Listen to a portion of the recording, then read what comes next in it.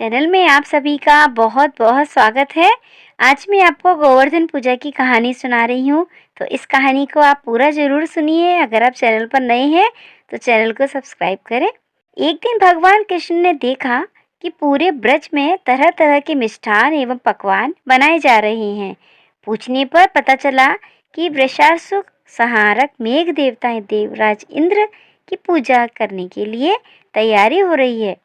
इंद्र की प्रसन्नता से ही अधिक वर्षा होगी, गायों को अधिक से अधिक चारा मिलेगा तथा जीविकोपार्जन की समस्या भी हल होगी। यह सुनकर भगवान श्री कृष्ण ने इंद्र की निंदा करते हुए कहा कि उस देवता की पूजा करनी चाहिए जो प्रत्यक्ष आकर पूजन सामग्री को स्वीकार करे।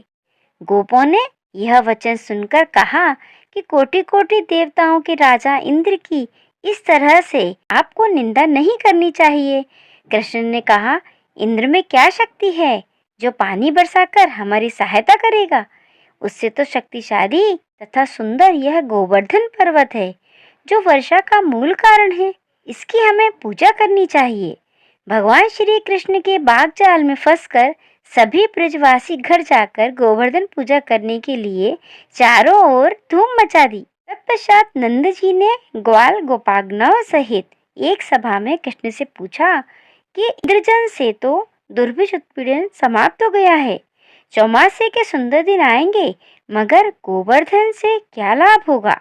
उत्तर में श्री कृष्ण जी ने गोवर्धन की भूरी भूरी प्रशंसा की तथा गोप गोपियों की आजीविका का एकमात्र सहारा सिद्ध किया।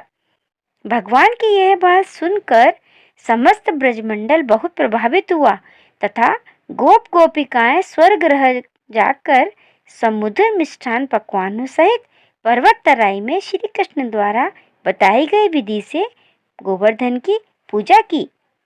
भगवान की कृपा से ब्रज नेताओं द्वारा अर्पित समस्त पूजन सामग्री को गिरिराज ने स्वीकार करते हुए खूब आशीर्वाद दिया।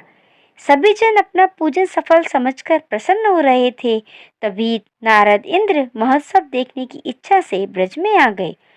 पूछने पर ब्रज नागरिकों ने बताया कि श्री कृष्ण की आज्ञा से इस वर्ष इंद्र महोत्सव समाप्त कर दिया गया है। उसके स्थान पर गोवर्धन पूजा की जा रही है।